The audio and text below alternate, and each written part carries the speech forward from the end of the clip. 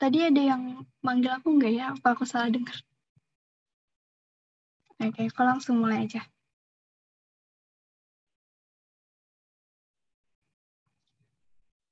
Nah, jadi selamat sore semua teman-teman. Perkenalin, aku Natania Augustin, atau kalian bisa panggil aku Nia. Dan pada hari ini aku ingin menjelaskan materi tentang jaringan. Nah, sebelumnya teman-teman udah pada tahu belum jaringan itu apa sih? Mungkin boleh on mic satu orang. Siapa aja? Atau boleh tulis di kolom chat juga.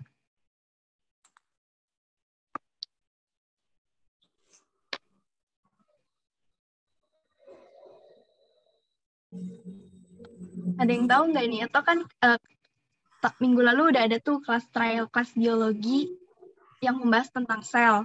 Nah, kalian masih inget nggak kira-kira sel itu apa? Dan itu ternyata masih berhubungan loh sama jaringan. Nah, aku lihat di chat, iya benar banget. Jadi jaringan itu adalah sekumpulan sel yang struktur dan fungsinya itu sama. Oke, kita langsung lanjut aja.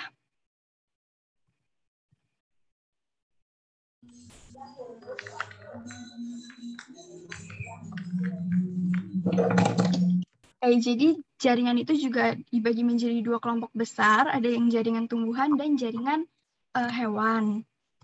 Yang untuk part pertama ini, aku pengen ngejelasin tentang jaringan tumbuhan dulu.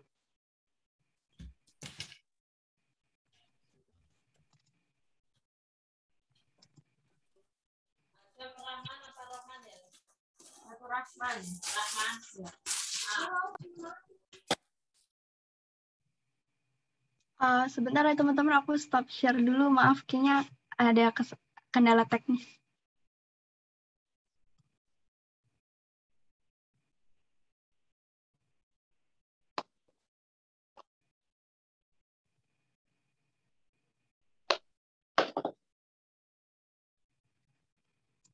Nah, jadi ini ada overview tentang jaringan tumbuhan.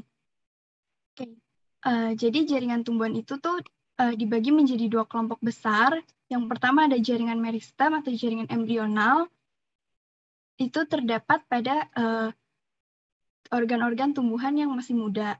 Nah, lalu jaringan meristem atau jaringan embrional ini akan berdiferensiasi menjadi jaringan dewasa atau jaringan permanen.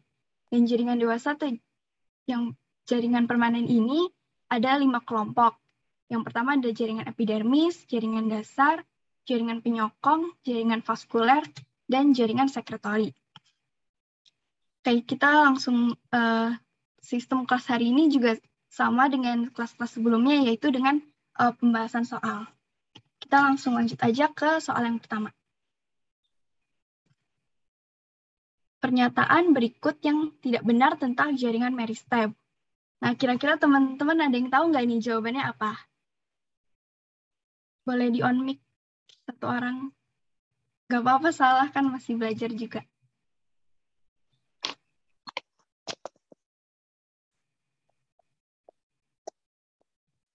Atau boleh ditulis jawabannya di kolom chat juga deh.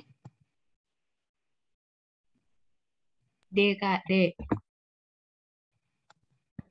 Ada yang jawab A, ada yang jawab D. Ada lagi yang mau ngasih pendapatnya?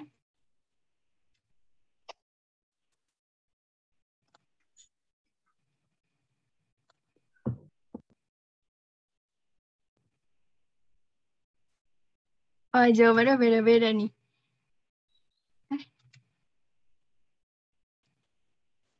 Oke, kita langsung. Ada yang jawab A, ada yang jawab D. Oke. Sebelum aku kasih jawaban fixnya, aku bahas dulu deh tentang materi soal ini ya.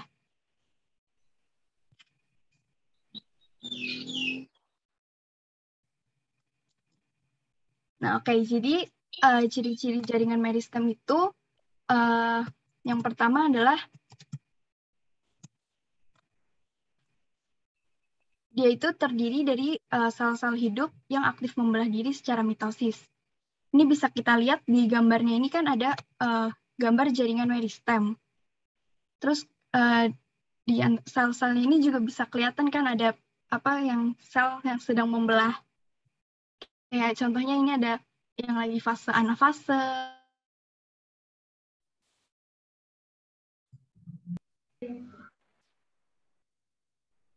Nah, jadi ini adalah gambar jaringan meristem. Nah, di kelas yang sebelumnya itu kan kalian udah dijelasin tentang sel dan salah satunya ada materi pembelahan sel juga. Nah, di jaringan meristem ini bisa kelihatan nih, ini ada fase anafase, fase profase, dan yang lainnya. Untuk ciri-ciri jaringan meristem yang pertama itu, dia terdiri dari sel-sel hidup yang aktif membelah diri secara mitosis. Bisa terlihat kan ada yang pembelahan sel di gambarnya. Lalu yang kedua, tidak ada ruang antar sel. Nah, karena dia itu aktif membelah terus, jadinya tuh dia tersusunnya kayak rapat-rapat gitu, teman-teman. Terus dinding selnya juga tipis, bisa dilihat dari gambarnya juga. Karena kan dia itu susunannya rapat, jadi kalau dinding sel itu tebal-tebal, jadi kayak gitu, dan nggak bisa menyesuaikan tempatnya dari antara satu sel dengan sel yang lain. Lalu ada, ini juga sering ditanyain ciri-ciri jaringan meristemnya, nukleus yang besar dan dia itu tidak punya vakuola, atau kalaupun ada itu biasanya sangat kecil. Nah, kira-kira sampai sini ada yang mau ditanyain nggak, teman-teman? Langsung di on mic aja nggak apa-apa. Lanjut aja, Kak. Oke. Makasih yang udah jawab tadi.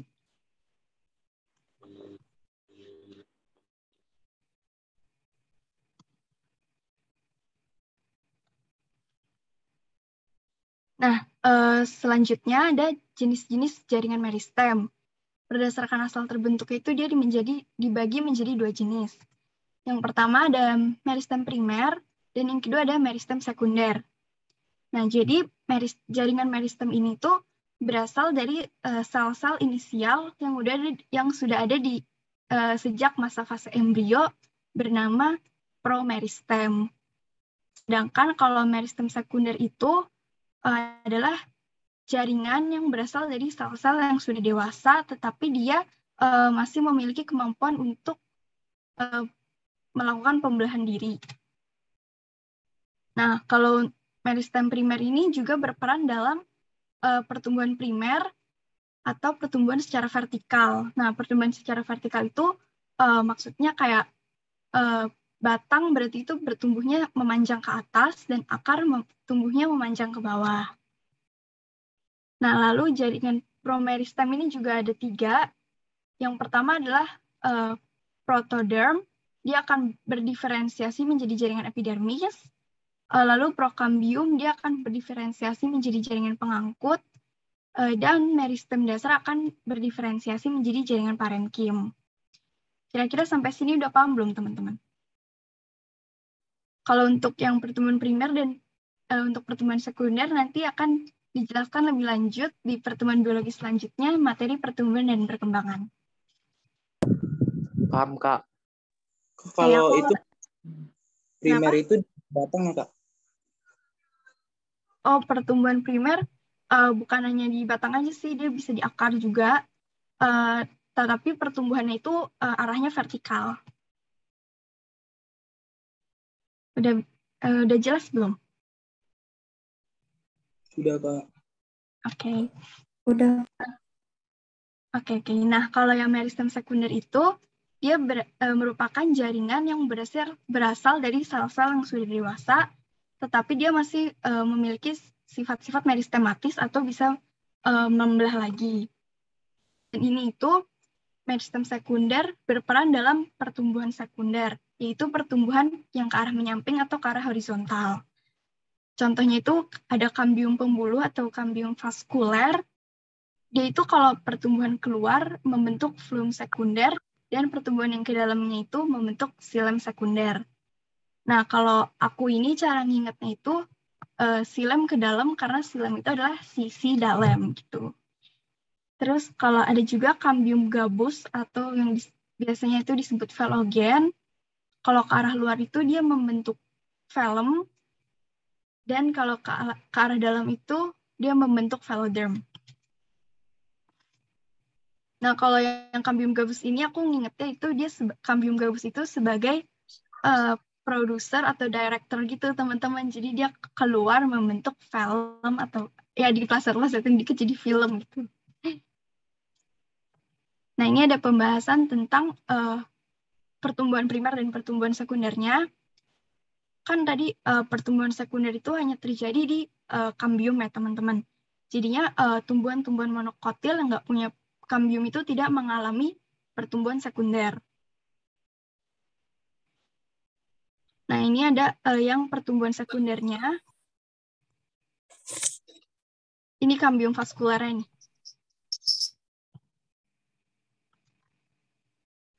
Yang ini. Maaf kalau berantakan. Terus dia itu ke arah dalam, pertumbuhan ke arah dalamnya itu membentuk silem sekunder yang ini.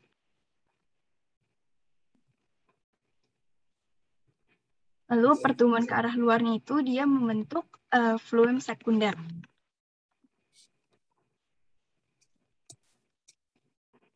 Nah, lanjut, pertumbuhan sekunder itu juga ada cambium gabus atau velogen. Yang ini.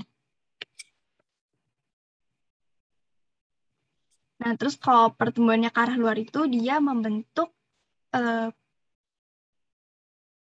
film, dan kalau pertumbuhan yang ke arah dalamnya itu dia membentuk veloderm.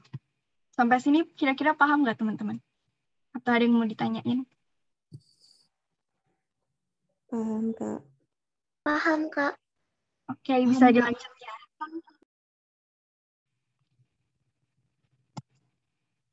Nah, berdasarkan posisinya itu jaringan meristem ada 3 jenis. Yang pertama ada meristem apikal atau meristem apex.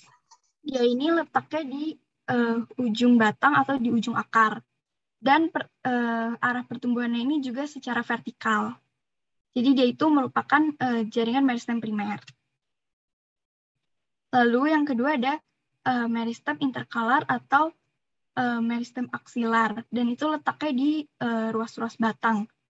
Kayak misalnya dia itu banyak di tumbuhan rumput-rumputan kayak tebu dan bambu. Jadi dia itu pertumbuhannya secara vertikal juga, cuma di ruas-ruas batangnya aja. Lalu yang ketiga ada meristem lateral. Nah, meristem lateral itu yang sejajar dengan permukaan batang atau akar, dan dia itu arah pertumbuhannya ke samping. Jadi dia itu berperan dalam pertumbuhan sekunder. Nah, kira-kira sampai sini paham nggak teman-teman? Paham, Kak. Paham, Kak. Oke. Paham, Aku Kak. lanjut ya. Kalau misal aku kecepatan atau kelambatan atau belibet itu nggak apa-apa, ngomong aja ya. Nah, jadi jawabannya apa nih teman-teman setelah aku jelaskan tadi? Yang pernyataan tidak benar. Coba tulis di kolom chat jawabannya. Iya, tulis di kolom chat. Nih aku sambil lihat-lihat.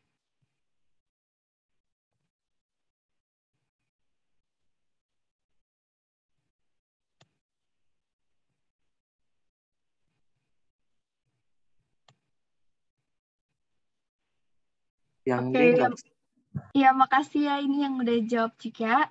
Jadi bener banget jawabannya itu yang D. Karena kan tadi meristem apex itu masih inget nggak fungsinya itu untuk menambah apa? Tinggi bukan tinggi, Kak. tinggi atau panjang. Nah iya bener banget. Kalau yang untuk menambah diameter tadi itu meristem apa? Lateral. Nah oke. Bener banget. Kita lanjut ke soal berikutnya ya.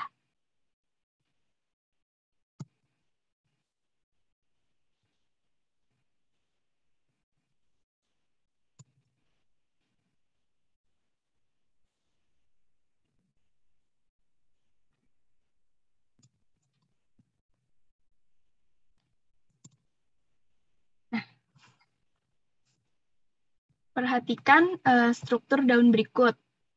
Bagian yang dilingkari merupakan derivat jaringan epidermis, yaitu Sebelumnya teman-teman udah pada tahu belum derivat jaringan epidermis itu apa? Belum Mungkin tahu. ada yang... Enggak. Oke.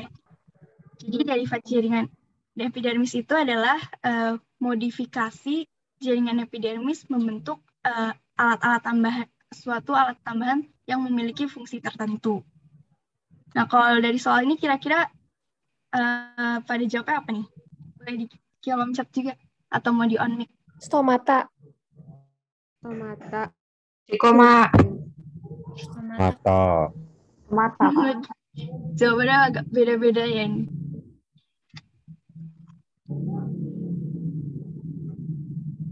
Oke, aku langsung lanjut aja ke pembahasannya.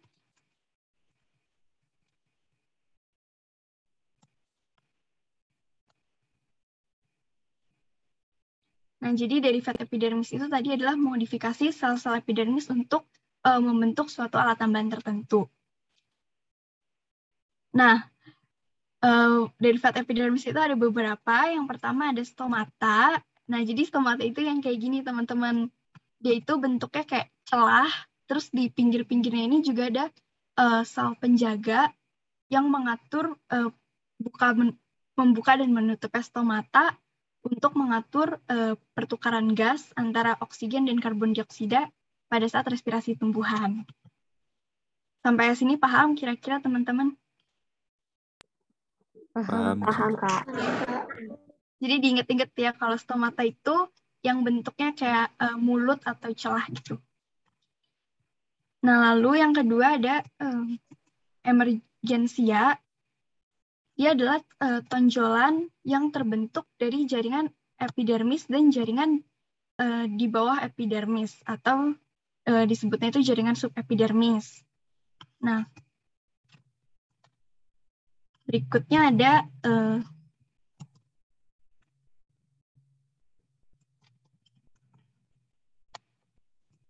ada spina atau duri. Dia ini merupakan tonjolan yang terdapat di lapisan epidermis, tetapi itu terbentuknya dari jaringan stele. Nah, ada fakta unik nih teman-teman. Menurut teman-teman, kalau duri mawar itu masuknya ke emergensia atau ke spina? Spina. Spina, Kak. Oke, jadi sebenarnya kalau yang duri di mawar itu emang kelihatannya kayak spina, tapi ternyata dia sebenarnya masuknya ke emergensia karena durinya itu terbentuknya dari jaringan epidermis dan subepidermis. Nah, selain itu emergensia itu juga ada di bulu-bulunya di rambutan ini. Nah, kalau yang spina kira-kira teman-teman tahu nggak contohnya itu apa? Duri pada bunga bugenvil. Kaktus. Nah, benar banget itu duri di bunga bugenvil. Itu termasuk spina. Lanjut ya. Nah, derivat epidermis itu juga ada trikoma. Nah, tadi aku juga dengar ada yang jawab tadi itu trikoma. Nah, trikoma itu sebenarnya yang kayak gini, teman-teman. Dia itu merupakan rambut-rambut halus untuk mencegah penguapan dan menjadi reseptor yang menerima rangsangan dari luar. Nah, trikoma ini tuh juga berperan dalam menggulungnya daun pada saat musim kemarau. Nah, ini yang di soal tadi itu ternyata namanya adalah sel kipas atau bulliform cell. Yaitu berfungsi untuk menyimpan air dan mengurangi penguapan. Oh iya, aku minta maaf sebelumnya. Jadi yang untuk berperan dalam penggulungan daun pada saat musim kemarau itu sel kipas, teman-teman, bukan yang trikoma. Maaf, tadi aku keliru. Sampai sini udah paham belum? Paham, Kak. Paham, Kak. Paham dong. Oke. Jadi jawabannya yang mana ini, teman-teman? C. Kipas. Sel kipas. Sel kipas. Benar banget. Ini kalau bisa diingat-ingat juga ya, teman-teman. Soalnya ini dulu sih aku sering nemu juga di soal-soal tryout gitu. Oke, kita lanjut ke soal berikutnya. cadangan makanan pada umbi kentang yang merupakan umbi batang disimpan dalam jaringan. Nah, aku kasih waktu 10 detik buat membaca soal dan menjawab. Umbi kentang yang merupakan umbi batang. Mungkin jawabannya boleh Parenkim. Nah, iya benar banget. Jadi jawabannya itu adalah jaringan parenkim. Karena jaringan parenkim itu merupakan jaringan dasar yang mengisi organ pada tumbuhan.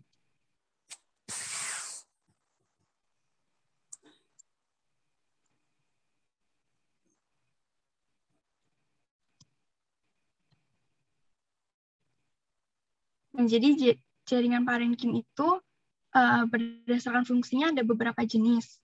Yang pertama itu ada jaringan parenkim asimilasi. Dia ini berperan dalam fotosintesis. Nah, karena dia itu berperan dalam fotosintesis, maka dia memiliki banyak klorofil. Terus dia itu juga biasanya disebut sebagai jaringan klorenkim. Lalu yang kedua ada jaringan parenkim penimbun. Ini berfungsi untuk menyimpan cadangan makanan, dan karena dia itu merupakan kayak tempat penyimpanan, maka dia juga memiliki vakuola yang besar. Lalu ada jaringan parenkim air, ini tentunya fungsinya untuk menyimpan air dan juga memiliki vakuola yang besar dan berlendir. Nah, lendir di vakuolanya ini tuh berfungsi untuk meningkatkan penyerapan air. Lalu ada parenkim udara. Ini fungsinya juga untuk menyimpan udara dan dia memiliki ruang antarsel yang besar. Nama lainnya itu adalah jaringan aerenkim. Lalu jaringan yang parenkim yang keempat ada jaringan parenkim pengangkut. Dia ini letaknya di sekitar xilem dan phloem.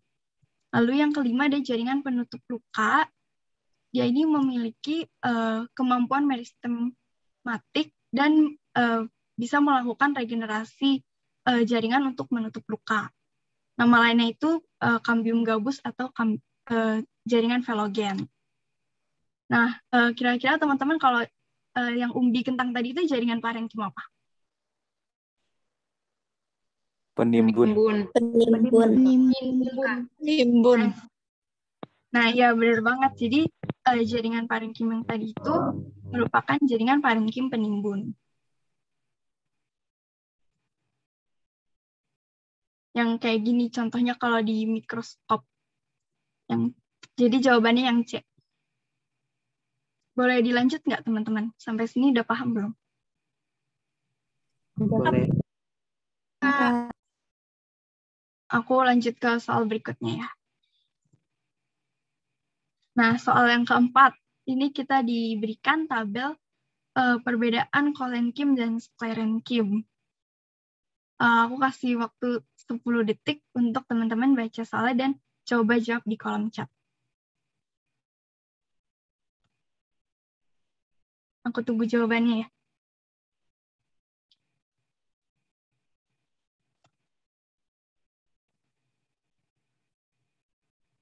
Ayo, kira-kira ada yang tahu nggak nih jawabannya apa? Soalnya di chat box aku belum ada yang jawab.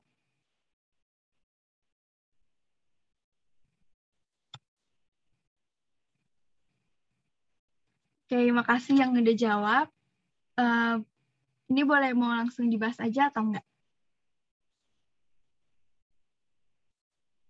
Kalau tadi nggak ada jaringan sklerenkim. Oh iya, jadi jaringan kolenkim dan sklerenkim ini merupakan jenis dari jaringan penyokong yang di mind map tadi ya.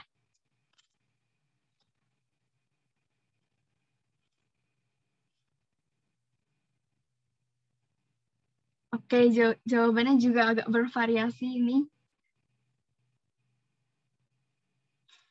Oke, ada yang belum tahu. Oke.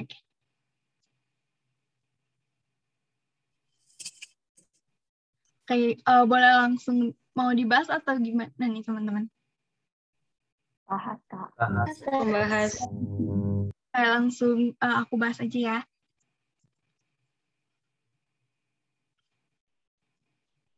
Nah, jadi jaringan Colen-Kim dan jaringan Sterin-Kim ini merupakan jenis dari jaringan penyokong yang berfungsi untuk menyokong dan memperkuat struktur tubuh tumbuhan.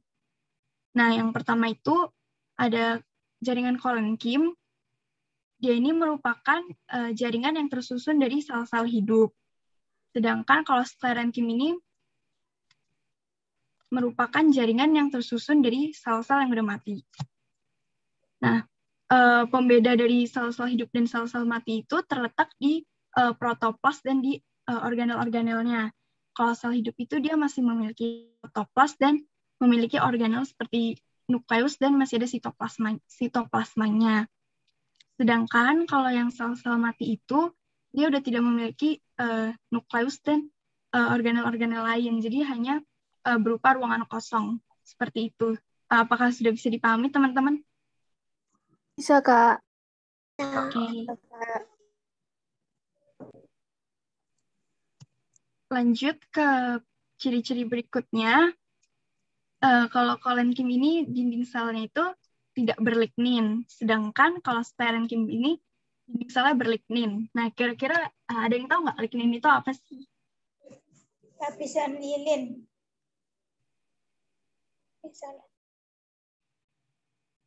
Nah, ada yang mau memberi jawaban lagi? Makasih, tapi yang tadi udah jawab. Lunak. Zat kayu, Kak. Bukan. Kenapa? Zat kayu, Kak. Nah, iya benar banget. Jadi, lignin itu merupakan zat penyusun kayu yang keras itu sifatnya. Nah, jadi karena Colen-Kim ini dia tidak berlignin, maka dia itu melapisi organ-organ yang lunak seperti kayak daun. Nah, kalau Sterin-Kim karena dia itu memiliki dinding sel yang berlignin, maka sifatnya kan jadi keras. Dia itu terdapat pada organ-organ yang keras, contohnya itu adalah tempurung kelapa. Lalu lanjut ke ciri berikutnya, Colen-Kim itu karena dia sel-selnya masih hidup, jadi dia selnya masih aktif untuk bertumbuh dan melakukan pembelahan. Maka dia juga terdapat pada organ yang masih aktif bertumbuh. Sedangkan kalau Sterin-Kim karena sel-selnya itu udah mati, jadi dia terdapat pada organ yang udah berhenti pertumbuhannya. Apakah sudah bisa dipahami, teman-teman? Paham, Kak. Bisa, Kak. Sudah. Oke. Nah, jadi jawabannya yang mana nih, teman-teman?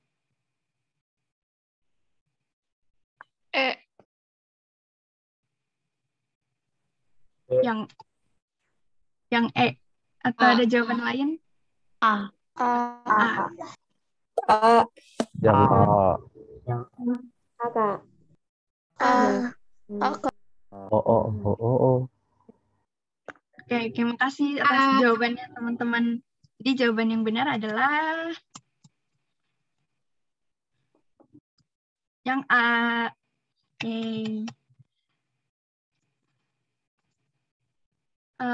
Boleh dilanjut ke soal berikutnya nggak? Yang soal nomor 4 ini udah paham belum? Boleh, Kak, lanjut. Boleh, Kak.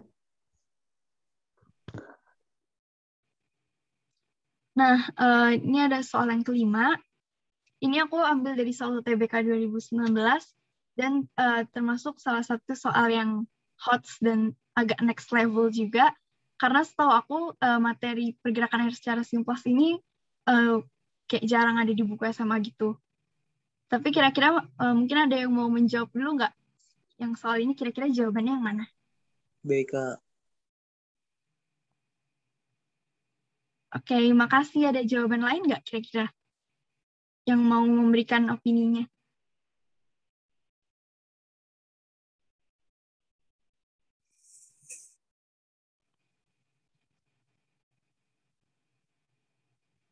Oke.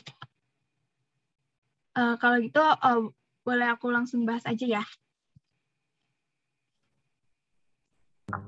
Boleh, Kak. Oke.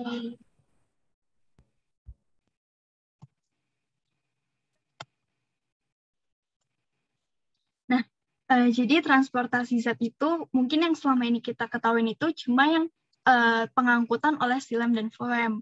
Nah, tapi ternyata itu sebenarnya transportasi zat itu dibagi menjadi dua jenis. Yang pertama ada ekstravaskuler, atau itu di luar pembuluh xilem dan floem, dan ada yang intravaskuler. Nah, ini yang baru melewati pembuluh xilem dan floem. Nah, untuk yang pengangkutan ekstravaskuler itu juga ada 3 cara. Yang pertama ada simplas, yang kedua ada apoplas, dan yang ketiga ada transmembran. Nah, kalau yang intravaskuler itu yang selama ini kita udah ketahuin, dia itu ada metode yang pakai xilem dan pakai floem. Nah, kalau yang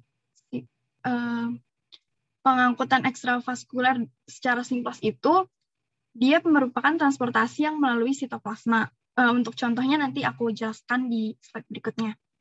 Nah, kalau apoplas ini dia lewat dinding sel, dan yang transmembran itu lewat keduanya. Jadi dia ganti-gantian antara sitoplasma dan dinding sel. Lalu untuk yang pengangkutan intravaskuler oleh xilem itu merupakan pengangkutan air dan zat hara, sedangkan kalau floem itu pengangkutan hasil-hasil fotosintesis. Nah, ini merupakan pengangkutan ekstravaskuler.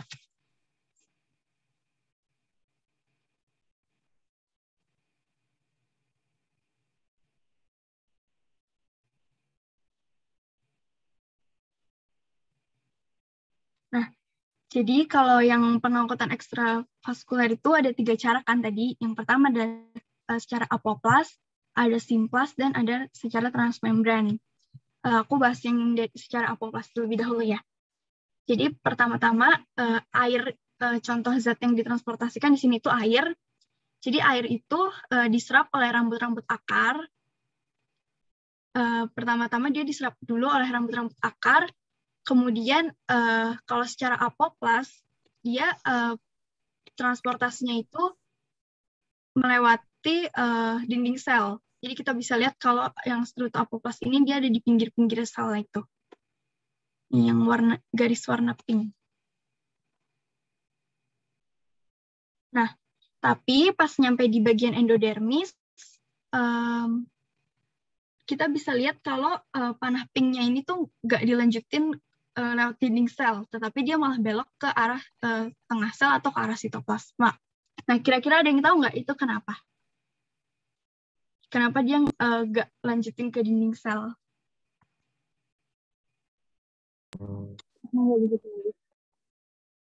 Kenapa? Maaf, kurang jelas suaranya. Karena nggak bisa ditembus.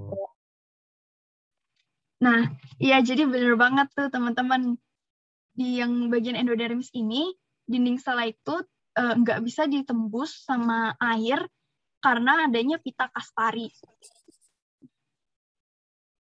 Yang ini nih, yang garis ungu ini adalah pita Kaspari. Nah, pita Kaspari ini merupakan kayak zat lilin gitu, jadinya dia juga bersifatnya itu yang tidak bisa ditembus air. Nah, karena dia kan kalau lewat dinding sel nggak bisa, maka dia harus belok lewat yang sitoplasma biar dia bisa lewat dan masuk ke xilem. Kira-kira sampai sini yang rute apoplas paham nggak teman-teman? Atau ada yang mau ditanyain?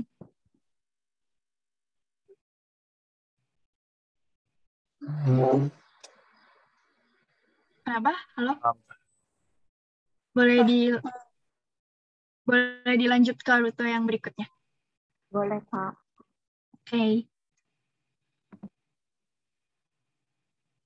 Nah, kalau yang rute kedua itu ada rute simplas, yaitu rutenya itu lewat sitoplasma. Jadi dia lewat dari tengah sel gitu. Jadi air pertama kan diserap oleh rambut-rambut akar, lalu airnya itu akan melewati sitoplasma sel. Ini kita bisa lihat di tengah-tengahnya. Oh iya, ada satu struktur yang penting lagi. Jadi dari antara sel ke sel berikutnya itu ada yang namanya ini plasmodesmata. Itu kayak untuk menghubungkan antar sel. Nah, pas udah dia nyampe di endodermis kan dia nggak kena pita Kaspari nih kalau lewat sitoplasma. Jadi dia bisa langsung kayak terobos aja dan nanti nyampe di silem. Apakah yang rute simplas sudah bisa dipahami teman-teman? Paham, Pak. Bisa. Paham, Kak. Oke, lanjut ke yang rute transmembran. Itu kan tadi aku bilang dia bisa lewat dinding sel atau bisa lewat sitoplasma. Jadi kayak ganti-gantian gitu. Ini misalnya contohnya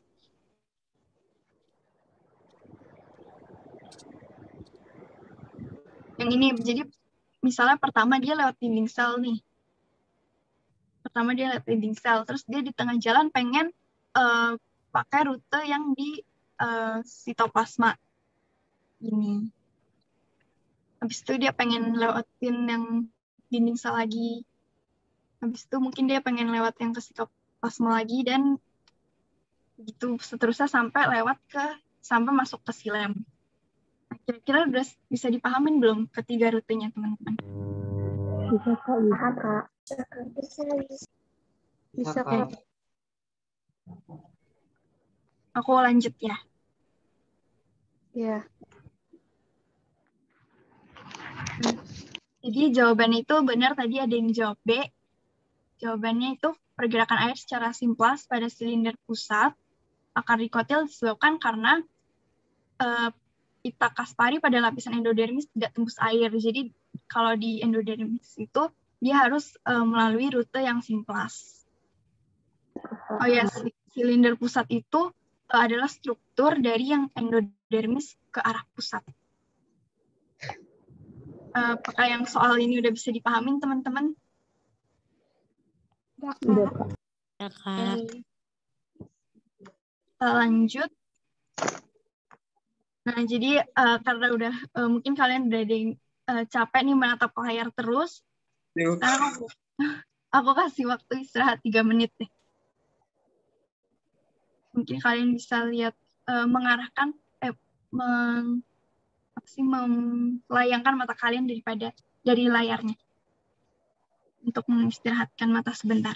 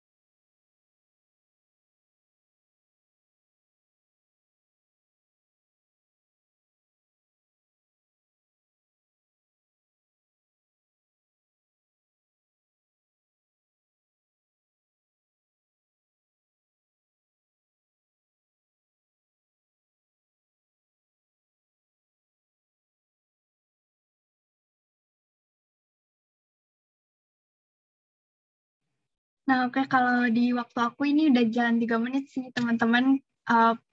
Udah boleh dilanjutin lagi belum? Apakah Boleh, udah Kak. Boleh, Kak. Oke. Oh iya, untuk yang pembahasan soal jaringan tumbuhan itu juga udah selesai. Habis ini aku pengen bahas tentang soal jaringan hewan.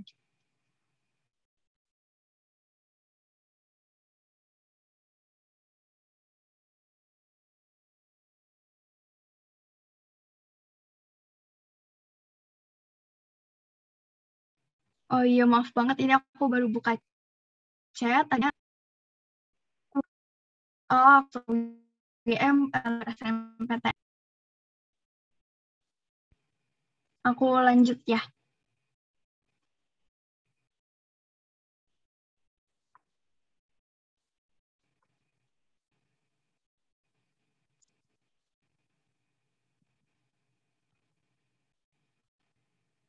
Nah, sebelum memasuk ke materi yang jaringan hewan, kita main games dulu yuk. Ini jadi aku kasih emoji, terus kalian tebak itu film apa ya? Ada yang bisa nebak nggak? Ada yang bisa nebak nggak ini film apa? Jungle Book. Yang lain mungkin ada jawaban?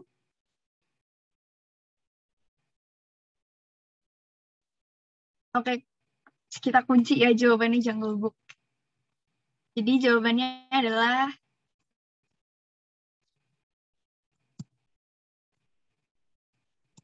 benar, Jungle Book.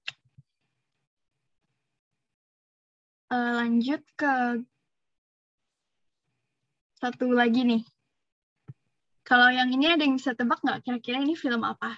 Winnie the Pooh. Winnie the Pooh. Winnie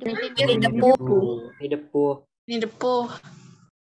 Keren banget deh, kalian bisa langsung cepet gitu nebaknya. Aku kemarin pas nyiapin itu loh. Aku nggak tahu ini film apa. Oke. Boleh kita langsung lanjut lagi ya ke pembahasan soal. Boleh, Kak. Oke. Boleh, Kak. Nah, jadi yang bagian kedua ini kita akan membahas soal tentang jaringan hewan. Nah, untuk overview-nya itu, jaringan hewan itu ada empat jenis besar. Yang pertama adalah jaringan epitel. Kalau jaringan epitel ini, kalau di tumbuhan itu dianalogikannya kayak jaringan epidermis gitu. Jadi dia fungsi utamanya untuk memproteksi jaringan-jaringan di bawahnya. Lalu yang kedua ada jaringan ikat, atau kalau di bahasa Inggris itu dia disebutnya connective tissue. Jadi dia berfungsi untuk menghubungkan jaringan yang satu dengan jaringan yang lain. Nah, kira-kira ada yang tahu nggak jaringan ikat itu ada apa aja? Boleh di on mic. Jaringan ikat padat, ikat longgar. Nah, ya benar banget. Ada jaringan ikat longgar, ada jaringan ikat padat. Nah, itu terus contohnya kayak jaringan tulang, jaringan darah, terus jaringan lemak itu juga termasuk ke jaringan ikat. Nah, lanjut ada jaringan otot. Fungsi utamanya itu udah yang udah kita ketahui bersama-sama itu adalah untuk berkontraksi. Nah, jaringan otot ini ada 3 jenis. Ada yang tahu nggak kira-kira apa aja? Yang udah baca modulnya. Otot jantung. Otot lurik, otot jantung. Lurik. Nah, ya benar banget teman-teman. Jadi jaringan otot itu ada otot polos, otot lurik, dan otot jantung. Lalu yang keempat itu ada jaringan saraf. Fungsinya itu, kira-kira ada yang tahu nggak nih fungsinya jaringan saraf? Atur kerja organ tubuh. Neuron. Ya benar banget teman-teman. Jadi jaringan saraf atau jaringan neuron ini adalah jaringan untuk yang dia itu bisa menerima rangsangan, memproses rangsangan, dan memberikan respons juga. Kita lanjut aja ke soal yang pertama ya. Oh ya, ini ada cara apa sih? Kayak cara cepat juga buat nginget jaringan hewan itu ada apa aja. aku singkatnya biasanya dengan epiosa, itu epitel, ikat, otot, dan saraf. Nah, soal pertama tentang jaringan hewan, ini tentang jaringan epitel. Coba menurut teman-teman jawabannya yang mana nih? Boleh di on-mic atau kolom chat juga.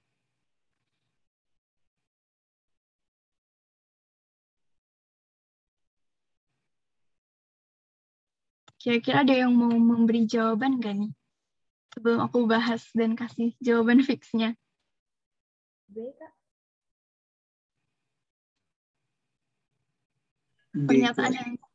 Pernyataan yang tidak benar. Oke, jawabannya bervariasi nih. Ada yang B, ada yang C, ada yang D. Yang milih A sama E nggak ada nih.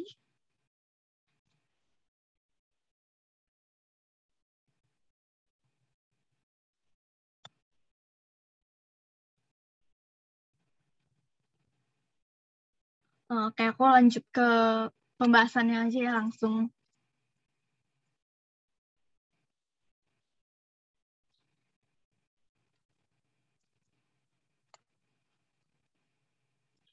Jadi ciri-ciri jaringan epitel itu yang pertama adalah dia sel-selnya itu susunannya rapat. Jadi tidak ada ruang antar sel. Lalu yang kedua itu selain untuk fungsi utamanya adalah proteksi, dia juga berfungsi untuk transport zat. Contohnya itu untuk dalam difusi gas O2 dan CO2 dalam alveolus paru-paru. Nah, selanjutnya dia juga bisa berfungsi untuk absorpsi. Nah, kira-kira ada yang tahu nggak kalau absorpsi ini kira-kira di jaringan epitel di mana? Di organ apa gitu yang jaringan epitelnya berfungsi untuk absorpsi? Usus. Nah, benar banget. Benar banget tuh di usus halus, jaringan epitel itu berfungsi untuk mengabsorpsi atau menyerap sari-sari makanan. Nah, lalu ada fungsi untuk sekresi. Nah, jadi kalau untuk sekresi ini tuh merupakan fungsi dari jaringan epitel kelenjar, terus dia itu menghasilkan sekret. Kira-kira ada yang tahu nggak contoh sekret yang dihasilkan ini apa aja? Yang mungkin mau memberikan jawabannya, boleh di on mic.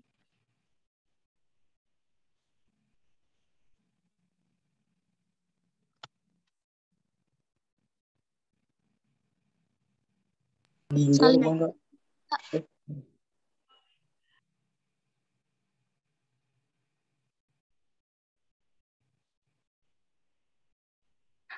Oke, jadi tadi aku dengar ada yang jawab saliva. Itu benar banget dihasilkan oleh kelenjar ludah. Dan sekretnya itu juga dapat berupa hormon dan enzim-enzim. Nah, lalu untuk fungsi berikutnya ada fungsi ekskresi. Ini untuk mengeluarkan zat-zat metabolisme seperti karbon dioksida dan uap air. Lalu fungsi berikutnya adalah sebagai reseptor rangsangan. Nah, karena dia berfungsi sebagai reseptor juga, tentunya dia memiliki jaringan saraf, memiliki sel-sel saraf. Nah, ciri selanjutnya yaitu di jaringan epitel itu tidak terdapat pembuluh darah dan pembuluh limfa. Nah, karena dia nggak ada pembuluh darah dan pembuluh limfa, jadinya dia itu mendapatkan nutrisi dengan cara difusi dari jaringan-jaringan yang ada di bawahnya, dari jaringan ikatnya. Lalu dia juga memiliki daya regenerasi yang tinggi, dan bentuknya juga bermacam-macam, ada yang berbentuk pipi, ada yang berbentuk kubus, ada yang berbentuk silindris, terus ada juga yang selapis, ada yang berlapis banyak, terus ada juga bentuk transisional. Kalau bentuk transisional itu merupakan peralihan dari bentuk pipi berlapis banyak ke silindris berlapis banyak. Nah, contoh dari jaringan epitel itu adalah lapisan epidermis kulit. Ini merupakan jaringan epitel pipi berlapis banyak. Nah, bisa kita lihat kan ini kalau di jaringan epidermis ini nggak ada pembuluh darahnya, tetapi masih ada kayak sarafnya nih yang kuning. Kira-kira untuk ciri-ciri jaringan epitel udah pada paham belum nih? Paham, Kak. Paham, Kak. Oke, aku lanjut. Nah, berarti jawabannya yang mana nih?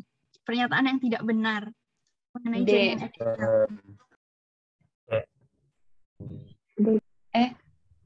C. C. Nah, bener banget. Jawabannya itu yang tidak terdapat saraf, karena kan yang diminta yang tidak benar. Nah, padahal jaringan epitel itu kan tadi dibilang memiliki saraf karena dia juga berfungsi sebagai reseptor. Lanjut ke soal yang nomor 7. Di sini ada gambar komponen penyusun jaringan ikat. Nah, kira-kira yang ditunjuk anak panah ini yang warna kuning, itu komponen yang sel apa, teman-teman? Ada yang tahu nggak kira-kira?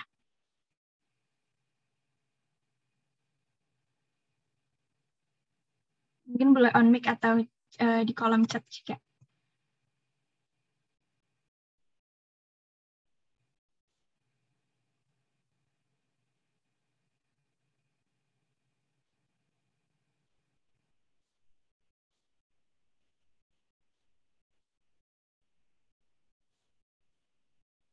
Oke, ini ada yang jawab C, ada yang jawab B. Oke.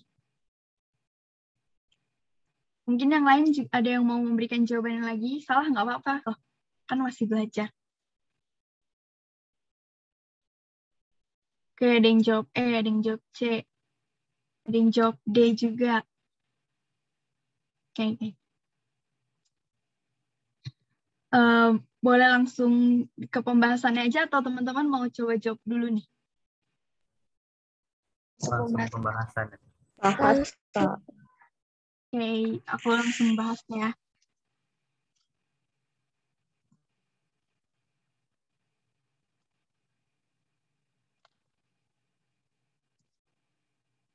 Jadi yang ditunjuk anak panah tadi itu, yang warna kuning ini kan teman-teman, itu adalah sel adiposa. Nah, setelah itu aku coba bahas sel penyusunnya satu persatu dulu. Jadi kalau komponen penyusun jaringan ikat itu ada beberapa. Yang pertama adalah sel makrofag atau sel histiosit. Nah, itu yang ini nih. Ini sama ini. Dia itu fungsinya untuk memakan patogen-patogen penyakit atau yang biasa dikenal dengan proses fagositosis. Kira-kira untuk yang makrofag ini udah pada paham belum, teman-teman?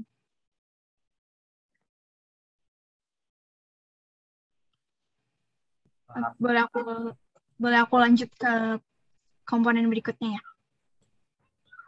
Yang komponen kedua itu ada sel mas atau sel tiang. Yang ini. Gambar selnya itu yang ini. Dan dia itu fungsinya untuk menghasilkan heparin dan histamin. Kira-kira ada yang tahu nggak heparin dan histamin ini apa? Aku kasih clue, dia itu berperan dalam penyembuhan luka. Mungkin ada yang mau mencoba jawab? Histamin berperan dalam reaksi inflamasi. Heparin berperan dalam antikoagulan. Nah, ya, makasih Anissa. Jawaban kamu benar banget. Jadi heparin itu berfungsi untuk sebagai antikoagulan atau untuk membekukan darah. Lalu kalau histamin itu juga berperan dalam reaksi inflamasi untuk meningkatkan permeabilitas kapiler sehingga sel darah putih dan protein itu bisa cepat nyampe ke daerah yang luka. Jadi bisa cepat segera ditangani oleh tubuh kita sendiri. Lanjut ya. Yang sel mas ini udah paham kan heparin histaminnya? Paham, Kak. Aku lanjut. Yang komponen ketiga itu ada fibroblast. Yang ini. Yang ini bentuk selnya. Dia itu berfungsi sebagai bahan pembentuk matriks. Nah, matriks itu sendiri apa sih? Matriks itu sendiri adalah pengisi dari jaringan cairan pengisi jaringan ikatnya itu. Yang ini nih, yang warna pink ini. Ini adalah matriksnya dia. Lalu lanjut, ada melanosit. Dia ini fungsinya untuk menghasilkan melanin, yang ini nih. Mungkin ada yang mau coba menjelaskan apa itu melanin? Cluenya dia ada di kulit. Sel yang memberikan warna kulit. Pigmen. Iya, benar banget. Makasih yang udah jawab. Jadi, melanin ini merupakan pigmen pewarna kulit, dan dia fungsinya itu untuk membantu penyerapan cahaya matahari oleh kulit kita. Lalu, komponen berikutnya ada adiposa, yang warna kuning ini tadi. Dia itu fungsinya untuk menyimpan lemak, dan lama-kelamaan kalau misalnya adiposanya ini banyak, dia bisa membentuk jaringan lemak. Kemudian ada sel mesenkim yang ini. Dia ini merupakan sel-sel embrional yang nantinya akan berdiferensiasi menjadi jaringan ikat. Lalu ada sel plasma yang ini, dia fungsinya itu untuk menghasilkan antibodi. Sampai sini paham kan teman-teman? Atau ada yang mau ditanyain? Kalau mau ditanyain nggak apa-apa, langsung di on atau di chat.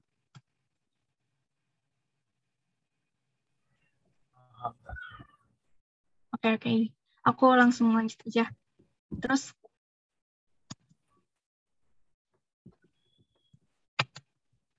maaf ya teman-teman kalau misalnya kayak ganti slide-nya itu aku agak lama soalnya. Komponen berikutnya itu ada sel darah putih atau leukosit. Contohnya yang ini nih. Ini adalah jenis leukosit yang merupakan limfosit.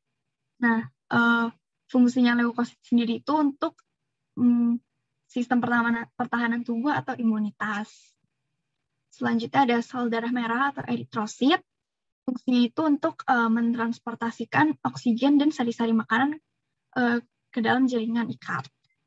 Nah, kira-kira dari seluruh komponen penyusun jaringan ikat ini udah pada paham belum, teman-teman?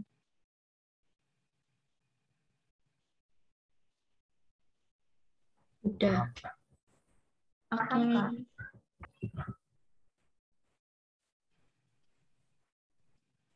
Nah, jadi tadi jawabannya yang adiposa ya, teman-teman. Lanjut ke soal 8 tentang jaringan otot. Mungkin ada yang mau coba jawab, aku kasih 10 detik deh untuk menjawab dan untuk membaca soal dan menjawab pertanyaan yang ini.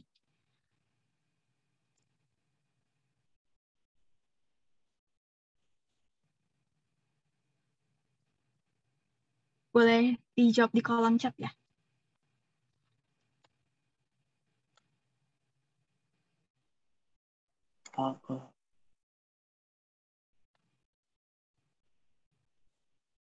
Oke, tadi ada yang jawab A, ada yang jawab. Terus di kolom chat ada yang jawab D.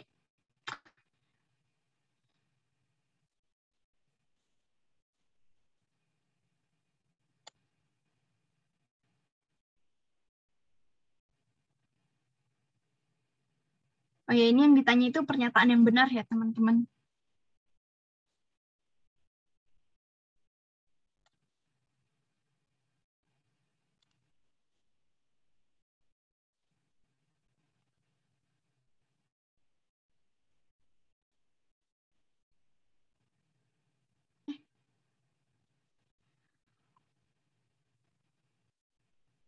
Kayak ini jawabannya lumayan bervariasi, langsung aja aku bahas ya.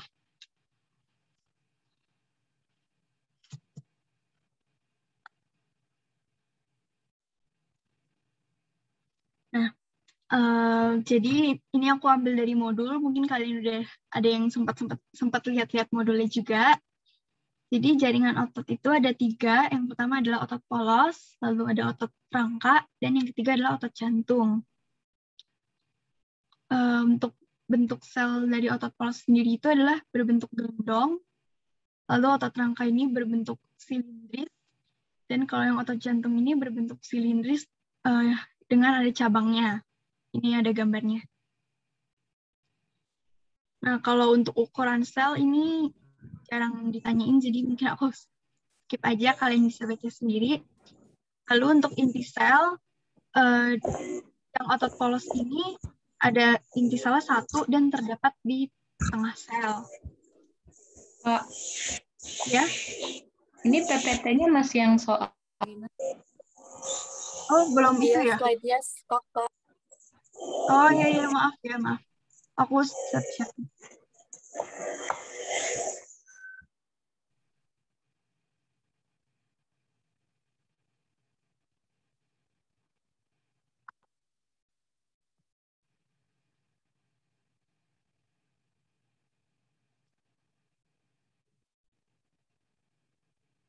Nah, sekarang udah keganti belum slide-nya? Jadi yang pembahasan. udah Kak. Udah, Kak. Sudah, Kak. Maaf ya, makasih tadi udah diingetin. Nah, jadi untuk pembahasannya, otot itu ada jaringan otot itu ada 3 jenis. Yang pertama di jaringan otot polos, lalu ada otot rangka, dan yang ketiga ada otot jantung. Ini aku ambil dari modul, mungkin kalian udah ada yang sempat lihat-lihat modulnya juga. Kalau selanjutnya, untuk bentuk sel otot polos ini itu adalah berbentuk gelendong, lalu yang untuk otot rangka itu bentuk selnya adalah silindris, dan yang otot jantung itu bentuknya silindris bercabang. Nah, biasanya yang sering ditanyain itu sih bentuk sel, inti sel, kita gelap terang, aktivitas, pengaruh saraf, dan tak. Kalau yang ukuran sel aku belum pernah nemu soalnya sih. Jadi mungkin kalian bisa baca sendiri. Lalu kalau yang untuk inti sel, yang otot polos itu inti selnya ada 1, letaknya di tengah. Terus untuk yang otot rangka itu inti selnya ada banyak dan tersebar di pinggir. Dan yang untuk otot jantung, inti selnya itu ada 1 di tiap serat dan letaknya itu di tengah. Sampai sini paham nggak? Paham, Kak. Oke. Paham, Kak. Nah, lanjut ada pita gelap terang. Nah, jadi pita gelap terangnya ini tuh merupakan motif luriknya ini, teman-teman. Motif kayak garis-garis gelap terang yang terdapat di otot rangka dan otot jantung. Nah, mungkin teman-teman ingat kalau di otot itu ada struktur yang pita A, pita I. Itu struktur itulah yang menyebabkan pita gelap terang pada otot rangka dan otot jantung. Nah, kalau di otot polos sendiri itu nggak ada. Lalu aktivitasnya itu, kalau otot polos itu cenderung kontraksinya lambat dan nggak mudah lelah. Sedangkan kalau otot rangka, kontraksinya emang cepat tapi mudah lelah. Kayak misalnya kita berlari itu kan menggerakkan otot rangka kita dan kita juga terkadang cepat lelah. Lalu yang untuk otot jantung itu kontraksinya kuat, tapi kontraksinya kuat, terus dia juga secara ada ritmenya dan tidak mudah lelah. Lalu lanjut pengaruh sarafnya. Kalau di otot polos ini itu disarafi oleh saraf otonom atau saraf yang di bawah kesadaran kita dan bekerjanya itu secara involuntar atau di luar kesadaran kita. Nah, kalau yang otot rangka ini, dia dipengaruhinya oleh saraf somatis atau saraf sadar dan bekerjanya ini secara volunter. Jadi kita kayak itu di kesadaran kita. Lalu habis itu ada otot jantung, dia dipengaruhi oleh saraf otonom atau saraf yang tidak sadar juga, dan dia itu bekerjanya secara involunter. Nah, kalau letaknya itu, otot polos itu ada di organ-organ dalam, contohnya kayak pencernaan, pernapasan, dan lain-lain. Lalu otot rangka itu dia melekat pada tulang kita, dan yang otot jantung itu letaknya ada di jantung. Kira-kira sejauh ini pembahasan tentang jenis-jenis otot udah paham belum, teman-teman? Paham, Kak. Paham, Kak. Oke. Nah, jadi jawabannya yang mana nih? Untuk soal yang ini. Ini ada di tabel tadi aku udah kasih.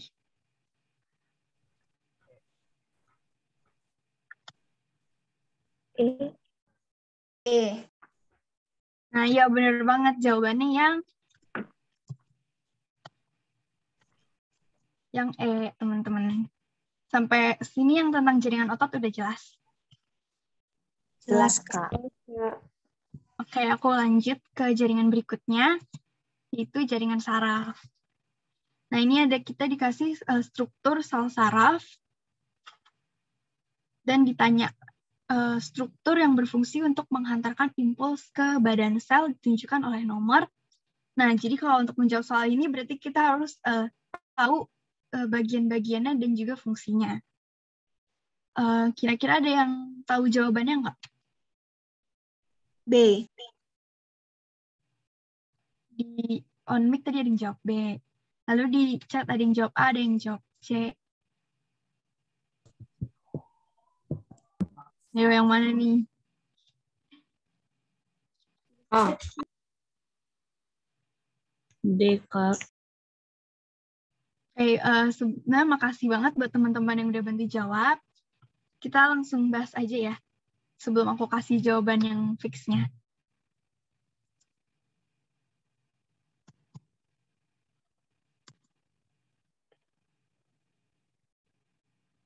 Nah, jadi untuk jaringan saraf sendiri itu dia ada disusun oleh dua komponen. Ada yang pertama itu ada komponen sel saraf atau neuron, dan ada juga komponen neuroglia atau sel-sel penunjang. Nah, yang di slide ini aku pengen bahas tentang struktur dan fungsi bagian-bagian neuron terlebih dahulu.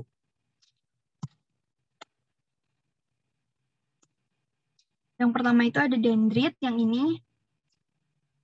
Dia ini merupakan penjuluran sitoplasma dari sitoplasma selnya. Jadi menjulur keluar dan membentuk dendrit. Dan ini dia fungsinya itu untuk menghantarkan rangsangan atau impuls ke badan sel. Yang ke badan sel ini, ke dalamnya ini. Lalu ada badan sel atau perikarion. Dia ini fungsinya tentu menerima impuls dari dendrit dan meneruskannya ke akson. Aksonnya ini yang panjang ini. Ini namanya akson. Nah, di badan sel itu juga ada struktur pendukungnya.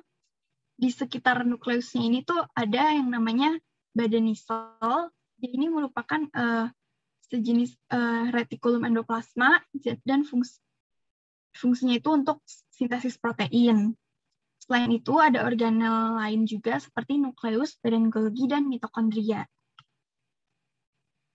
Lalu struktur berikutnya ada akson atau neurit. Ini yang panjang ini.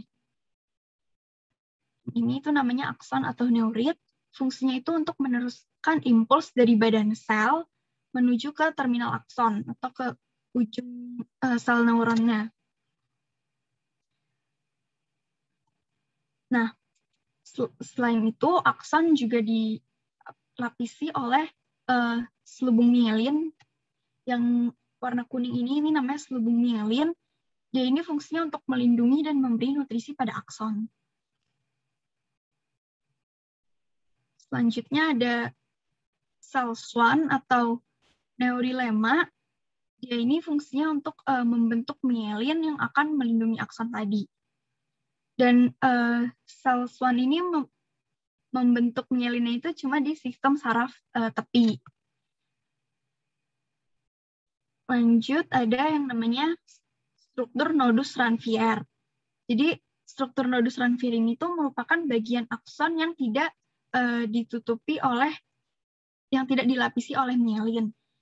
Nah, fungsinya itu dia untuk mempercepat jalannya impuls atau konduksi saltatori. Nah, jadi cara kerjanya nodus Ranvier itu kan begini, teman-teman. Jadi pertama-tama itu ada saraf, ada potensial aksi dari sini. Dia itu nanti akan loncat ke nodus transfer berikutnya. Sini. Lalu loncat lagi ke nodus transfer berikutnya dan seterusnya. Itu namanya adalah konduksi saltatori.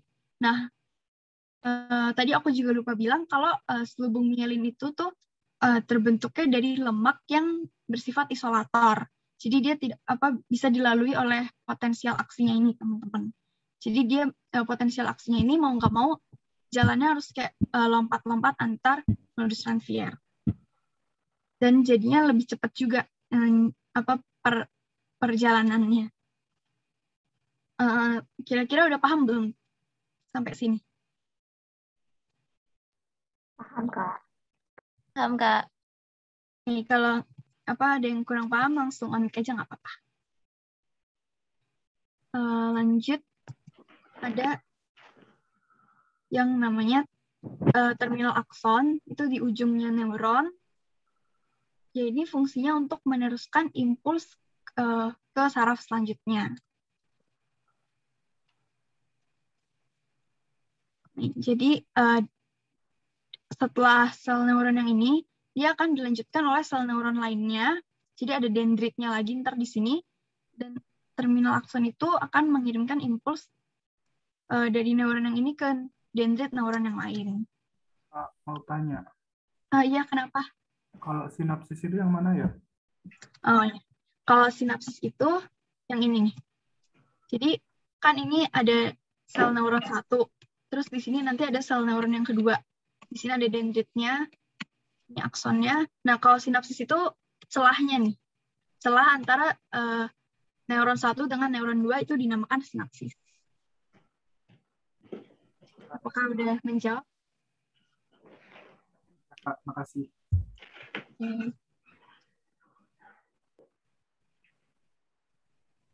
Kak, mau tanya, Kak. Iya. Tadi bedanya selubung mielin sama neurilema itu apa ya, Kak? Oh, kalau selubung mielin itu merupakan ini nih yang warna kuning nih, yang ini. Sebentar. Ini nih. Yang pelapisnya itu. Dia berfungsi untuk melindungi dan nutrisi akson, sedangkan kalau sel swan itu yang bulat di tengahnya ini, dia itu fungsinya untuk memproduksi si selubung mielinnya. Itu sih perbedaannya. Kak, mau tanya juga, Kak. Kenapa? Maaf, mau tanya juga. Kalau misalnya badan nisol itu yang mananya ya, Kak? Oh ya, kalau di gambar yang ini emang nggak kelihatan, cuma di sininya. Ini di sekitar nukleus itu biasanya di sekitar nukleus ini kayak bakal ada kayak strukturnya itu yang mirip-mirip retikulum endoplasma, itu disebutnya badan nisol. Jadi dia tuh nggak kelihatan di sini, tapi ada di sekitar nukleusnya itu. Apakah udah menjawab? Makasih, Kak. Ya. Ya. SST itu apa, Kak?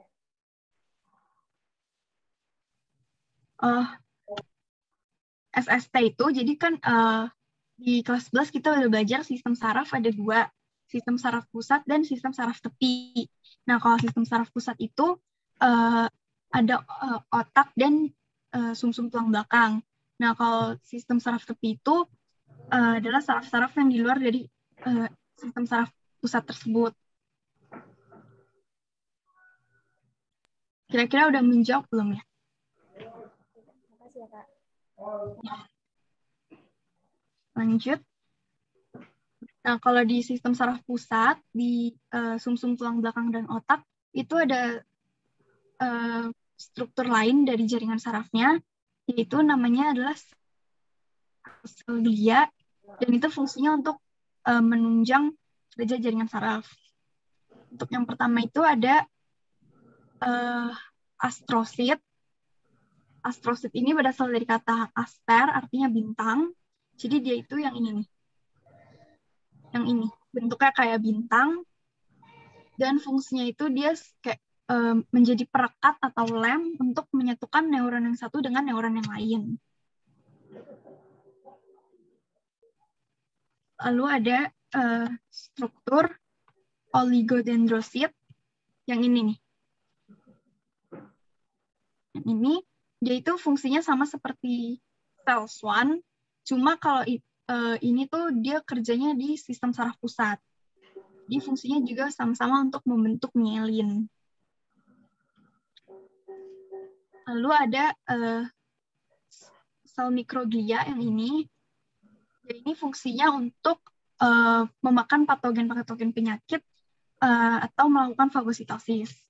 Jadi dia berfungsi untuk pertahanan dan imunitas dari jaringan saraf.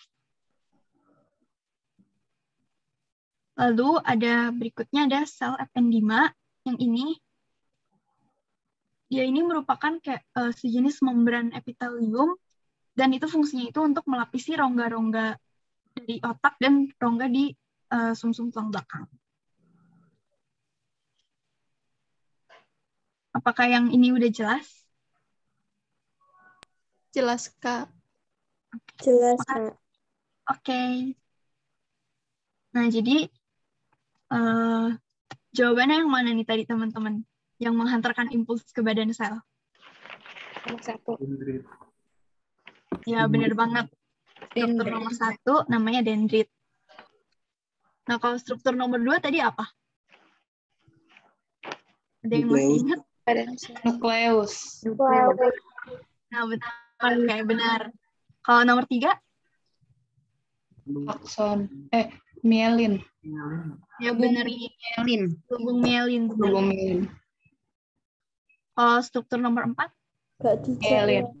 Neurolema. Ya, struktur sel nomor 4 itu yang benar adalah SELS1 atau neurilema. Kalau struktur nomor 5? Sinapsis. Terminal. Terminal akson. Ya, yang benar itu terminal akson. Nah, kalau sinapsis tadi itu adalah celah dari neuron yang satu ke neuron berikutnya. Itu baru namanya sinapsis. Boleh dilanjut ke soal berikutnya ya, teman-teman? Oh, maaf. Ya. Mau Kenapa? lihat itu slide yang tadi yang ada gambar, bukan yang ini tapi itu. Iya. Ada yang mau ditanyain? Enggak, mau nge-screenshot. Oke. Udah, Kak. Makasih, Kak. Oke.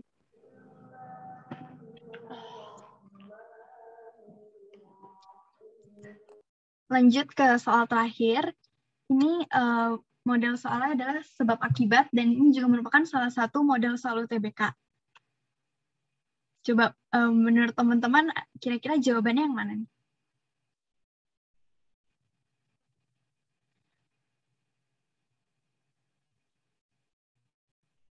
Ada yang mau on mic untuk menjawab atau di kolom chat juga boleh.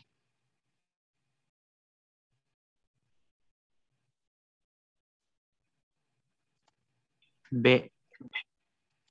Oke, aku tampung dulu ya. Yang lain? Ada yang mau memberi jawaban lagi? Aku, Kak. Ya, kalau jawaban kamu apa? A. Oke. Ada yang A, ada yang B, ada yang D juga ya. Oke, aku tampung dulu ya.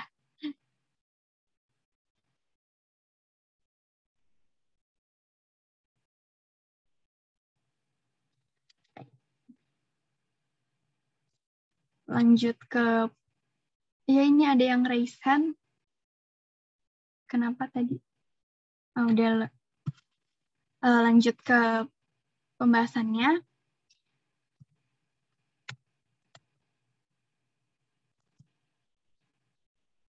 Jadi ini adalah struktur alveolus. Dia itu kan fungsinya untuk difusi gas CO2 dan O2 dari kapiler menuju paru-paru. Nah, kalau secara logika nih teman-teman, kalau untuk pertukaran atau difusi gas itu akan lebih gampang kalau melalui lapisan yang tipis kan, kayak bisa lebih gampang gitu nembusnya daripada lewat lapisan yang tebal. Nah, perlu lapisan yang tipis. Nah, makanya alveolus ini itu menggunakan jaringan epitel yang terdapat di alveolus ini merupakan jenis epitel tipis lapis karena dia merupakan epitel yang paling tipis sehingga bisa memudahkan proses difusinya. Nah, tadi di soal juga ada yang tentang epitel transisional. Ini ada informasi tambahan kalau epitel transisional ini merupakan epitel yang bentuknya itu peralihan dari pipih berlapis banyak ke silindris berlapis banyak. Dan epitel transisional ini juga dapat berubah-ubah bentuk, dia bisa mengembang, bisa mengempis juga.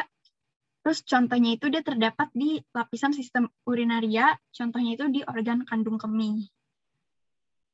Sampai sini paham nggak teman-teman? Paham, Kak. Nah, jadi jawabannya yang mana ini? Alveolus memiliki dinding yang tersusun atas epitel pipih berlapis. Itu salah. Ini salah ya? Harusnya tadi epitel pipih apa?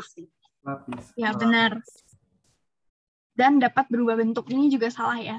Karena yang berubah bentuk itu tadi epitel apa namanya? Transisional. Nah, ya benar. Sebab, berarti yang ini udah pasti salah kan yang pernyataan pertamanya.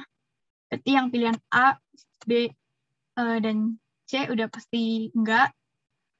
Sebab alveolus merupakan struktur berupa gelembung tempat terjadinya difusi gas dalam paru-paru. Yang pernyataan kedua ini benar nggak teman-teman?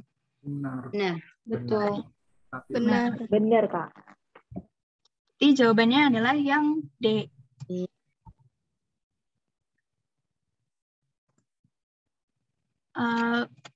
Pembahasan soal dari aku segitu aja. Semoga apa yang aku sampaikan hari ini bisa bermanfaat untuk membantu teman-teman dalam mempersiapkan diri untuk UTBK tahun depan. Terus aku juga minta maaf kalau misalnya masih banyak kekurangan dan kesalahan dalam tutoring hari ini. Makasih teman-teman. Mungkin ada yang mau bertanya? Ya. Bukan materi ini, tapi boleh Mbak tanya. Tentang apa tuh? Kalau kadar glukosa tertinggi dalam pembuluh darah di mana ya, Pak? Kadar glukosa tertinggi dalam pembuluh darah. Iya.